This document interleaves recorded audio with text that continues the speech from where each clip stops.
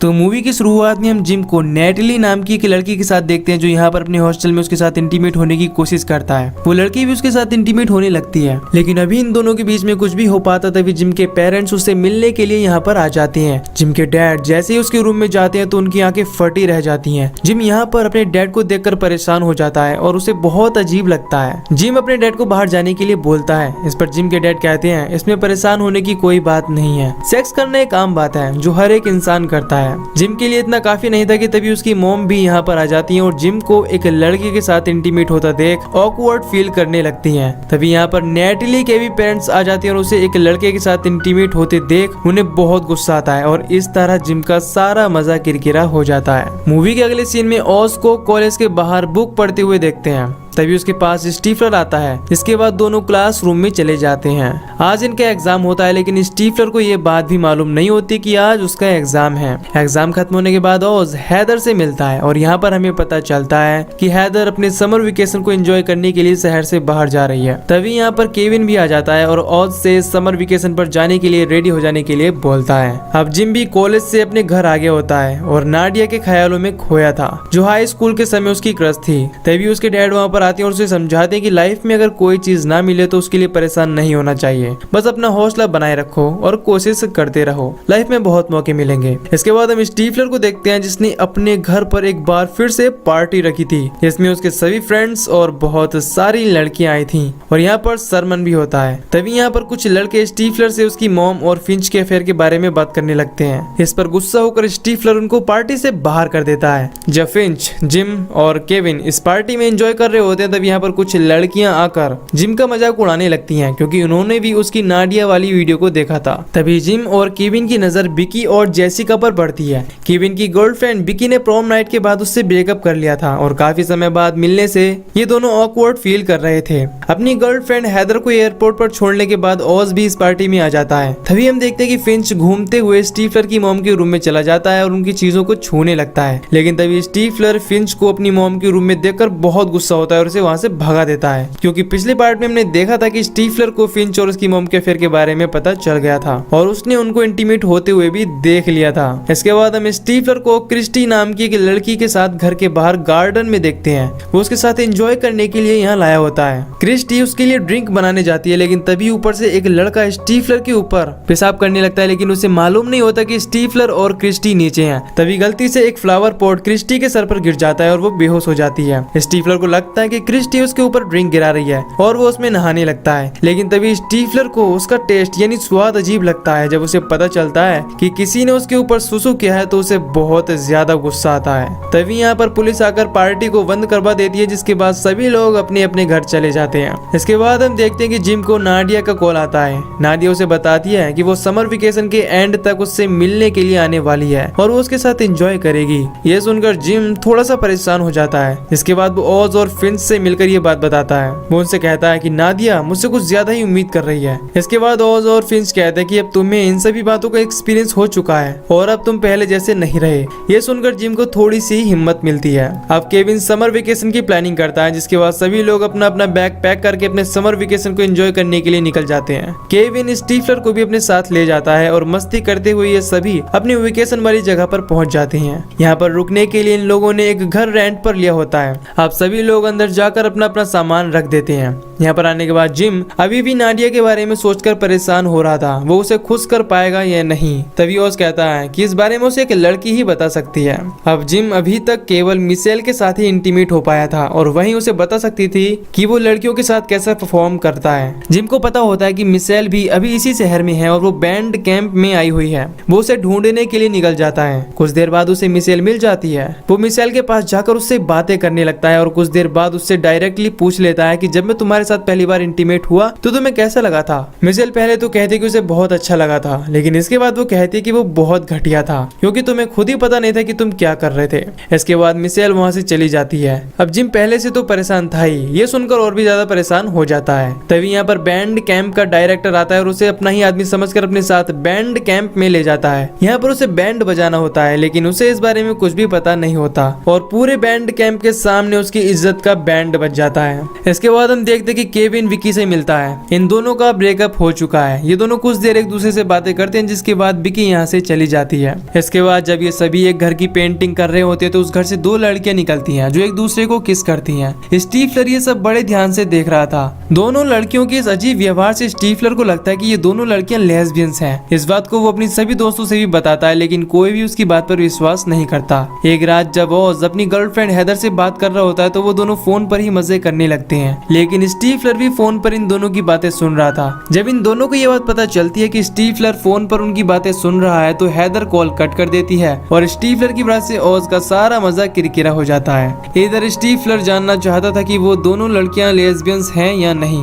वो अपने दोस्तों के साथ एक प्लान बनाता है। जब दोनों लड़की अपने रूम से बाहर चली जाती है तो स्टीफलर विंडो से होकर उनके रूम में जाता है और उनको लेस्बियन साबित करने के लिए प्रूफ खोजने लगता है। उसे रोकने के चक्कर में जिम और फिंच भी अंदर चले जाते हैं। स्टीफलर को उनके रूम में एक डिल्डो मिलता है। इससे स्टीफन को यकीन हो जाता है कि ये दोनों लेस्बियंस ही हैं। तभी ये दोनों लड़कियां फिर से वापस अपने घर आ जाती हैं। ओज अपने दोस्तों की हेल्प करने के लिए उनको बाहर ही रोकने की कोशिश करता है, लेकिन वो नहीं रुकती और अंदर अपने रूम में जाने लगती हैं। ये देखकर सभी परेशान हो जाते हैं, जिसके बाद ये तीनों उसी रूम में छिप जाते हैं। दोनों लड़कियां अपने कपड़े चेंज करने लगती हैं और ये नजारा देखकर ये सभी एंजॉय करने लगते हैं। लेकिन तभी इनकी हलचल से डरकर वो दोनों पुलिस को बुलाने वाली होती हैं, जिससे इन तीनों की हालत खराब हो जाती है और बाहर आ जाते हैं। स्टीफलर इनसे कहता है कि मैं ये केवल चेक करना चाहता था कि तुम दोनों लेस्बियंस हो या नहीं। अब इनके मजे लेने के लिए वो दोनों लड़कियां लेस्बियंस होने का नाटक करती है और इनसे कहती हैं कि अगर तुम हमें वो सब करते देखना चाहते हो तो तुम्हें हमारी हर बात माननी होगी।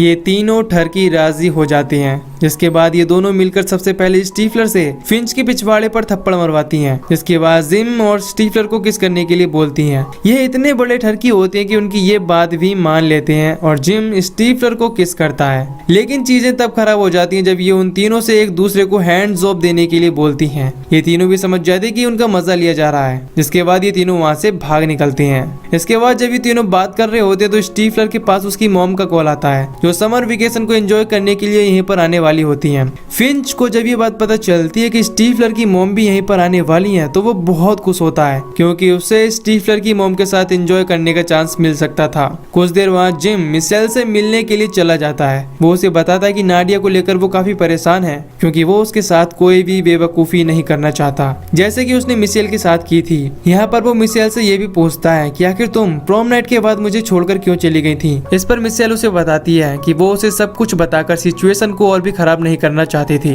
मिशेल भी अब समझ चुकी होती कि जिम अपने सेक्स वाले लो कैरेक्टर को लेकर काफी परेशान है। इसके बाद वो खुद जिम को सेक्स के बारे में सिखाने के लिए राजी हो जाती है। इसके बाद वो उससे कहती है कि तुम्हें हर हालत में सबसे पहले खुद पर कंट्रोल करना सीखना होगा। लेकिन तभी यहाँ पर बैंड कैंप का डायरेक्टर आ जाता है, जिसके बाद ये दोनों यहाँ से भाग जाते हैं और जिम अपने रूम पर चला जाता है। जब जिम अपने रूम पर अकेला होता है तो उसे हैंड जॉब करने का थॉट आता है, जिसके लिए वो अपने प्राइवेट पार्ट पर एक लोशन लगा लेता है। लेकिन इस ठरकी से यहाँ पर एक बहुत बड़ी मिस्टेक हो जाती है। उसने लोशन की बजाय अपने प्राइवेट पार्ट पर सुपर ग्लू लगा लिया होता है, जिससे कि उसका एक हाथ उसके प्राइवेट पार्ट से बहुत बुरी तरीके से चिपक जाता है और जिम का सारा ठरकीपन उतर जाता है। इसके बाद जब वो दूसरे हाथ से ब्लू फिल्म वाली कैसेट को निकालता है तो उसका दूसरा हाथ भी उससे चिपक जाता है। इसके बाद बहुत सारे घरेलू उपाय के बाद भी जब ये सिचुएशन उससे कंट्रोल नहीं हो पाती तो वो एम्बुलेंस को कॉल करके बुलाता है। इसके बाद जब वो अपने रूम से बाहर निकलने के लिए दरवाजा खोलता है तो दरवाजा नहीं खुल पाता और मजबूरी में उसे खिड़की के रास्ते बाहर आना पड़ता है। लेकिन तभी उसकी एक पड़ोसी की नजर उस पर पड़ जाती है और उसे लगता है कि कोई चोर यहाँ पर घुस आया है और वो पुलिस को कॉल कर देती है। जिसके कुछ देर बाद यहाँ पर पुलिस पहुंच जाती है और जिम को छत के ऊपर घूमते हुए देखकर उसके ऊपर गन पॉइंट करके उसे दोनों हाथ ऊपर करने के लिए बोलती है। इस बेचारे के लिए शायद ये सब इतना काफी नहीं था, तभी उसकी पैंट भी खुल जाती है। जिसके बाद पुलिस वाला भी उसकी पूरी सिचुएशन को समझ जाता है और नीचे उतारने के बाद उसको हॉस्पिटल में लेकर जाते हैं। अब यहाँ पर उसके फादर भी आ चुके होते हैं। तभी इनके पास बैठी एक लेडी जिम के हाथ में ब्लू फिल्म वाली कैसेट को देख लेती है और कहती है कि बेटा तुम्हें ये घटिया चीजें घर पर ही रख देनी चाहिए थी।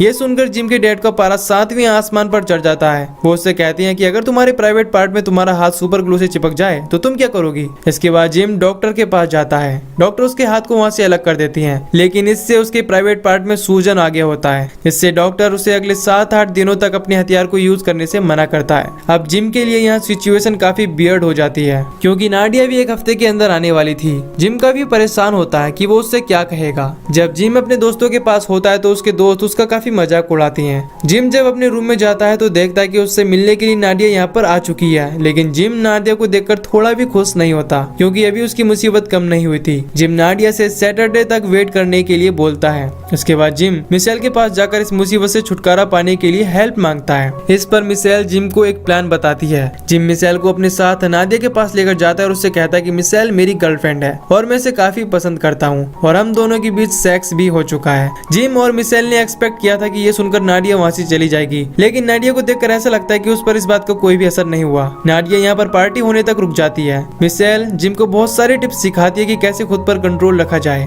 इसके बाद बारी आती है नेक्स्ट प्लान की, नाडिया के सामने ब्रेकअप करने की। इसके बाद जिम और मिशेल नाडिया के सामने ब्रेकअप करने का नाटक करते हैं। मिशेल जिम को कहती है कि तुम केवल सेक्स के भूखे हो, तुम्हें इसके अलावा कुछ भी नहीं सोचता, लेकिन नाडिया पर फिर भी इसका कुछ ज्यादा असर नहीं दिखता। लेकिन हम देखते कि मिशेल अब जिम के साथ इमोशनली अटैच होने लगी है। इसके बाद पार्टी अब शुरू हो जाती है जहाँ पर सभी लोग आए होते हैं। इस पार्टी में केविन विकी को उसके नए बॉयफ्रेंड के साथ देखता है। इससे केविन को बहुत बुरा लगता है और वो गुस्से में वहाँ से चला जाता है। जब केविन के दोस्तों को पता चलता है कि केविन पार्टी छोड़कर चला गया है तो वो सब उसके पास आते हैं। ये सभी केविन से उसकी उदासी का कारण पूछते हैं, जिस पर केविन इनसे बताता है कि वो अभी पास्ट में ही जी रहा है। वो इनके साथ पार्टी करना चाहता था और विकी के साथ भी अपनी पूरी जिंदगी बिताना चाहता था और इन सभी बातों से साफ था कि केविन अपनी लाइफ में मूव ऑन करने के लिए अभी भी स्ट्रगल कर रहा था। इसके बाद ओज केविन को मूव ऑन करने के लिए हिम्मत देता है और ये सभी मिलकर उसे पार्टी में फिर से आने के लिए कन्विंस कर लेते हैं और ये लोग फिर से पार्टी में चले आते हैं। इसके बाद जिम नादिया को ढूंढने चला जाता है। जिम नादिया को बीच के किनारे लाता है। नादिया जिम को लेकर लाइट हाउस में जाती है और उसके करीब आने की कोशिश करती है, लेकिन जिम उससे दूर भागता है और उससे मना कर देता है। वो नादिया से कहता है कि मैं हमेशा ही तुम्हारी जैसी गर्लफ्रेंड को पाना चाहता था,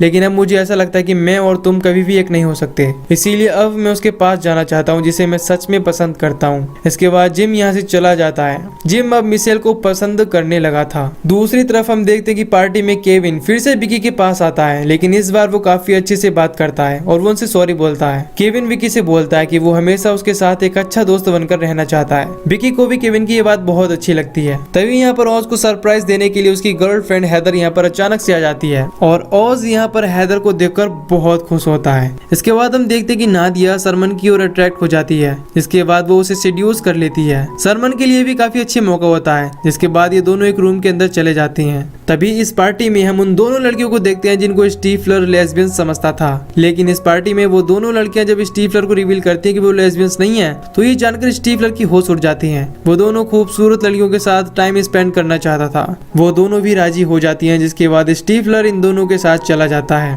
अगले सीन में मिशेल को देखते हैं जो कि बैंड कैंप में परफॉर्म करने वाली होती है, लेकिन उसके चेहरे पर उदासी छाई होती है। मिशेल जैसे ही स्टेज पर जाती है तो जिम उसे ढूंढता हुआ यहाँ पर आ जाता है और एक बहुत ही फनी एंट्री देता है। जिम को यहाँ पर देखकर मिशेल काफी खुश हो जाती है, जिसके बाद ये दोनों एक दूसरे को बहुत ही रोमांटिक किस करते हैं। सभी लोग इन दोनों के लिए तालियां बजाने लगते हैं। इसके बाद जिम मिशेल को यहाँ से लेकर पार्टी में चला जाता है। ये रात इन सभी के लिए काफी स्पेशल और ब्यूटीफुल होती है। सभी लोग अपनी अपनी डेट के साथ काफी एंजॉय करते हैं। विकी भी केविन के साथ डांस करती है। पार्टी के बाद सभी लोग एक दूसरे के साथ बहुत ही रोमांटिक नाइट स्पेंड करते हैं। सुबह होने पर सभी लोग अपना अपना सामान पैक करके यहाँ से निकलने वाले होते हैं और इन सभी के लिए इस समर वेकेशन बहुत ही मजेदार और शानदार था। तभी यहाँ पर एक कार आकर रुकती है जिसमें स्टीफलर की मॉम होती है। फिंच यहाँ पर उसे देखकर काफी खुश होता है, जिसके बाद फिंच उसकी कार में बैठकर यहाँ से चला जाता है। तभी अपना सामान पैक करके स्टीफलर भी रूम से बाहर आ जाता है। वो पूछता है कि कौन था। इस पर ये उससे झूठ बोलते हैं कि एक आदमी रास्ता भटक गया था।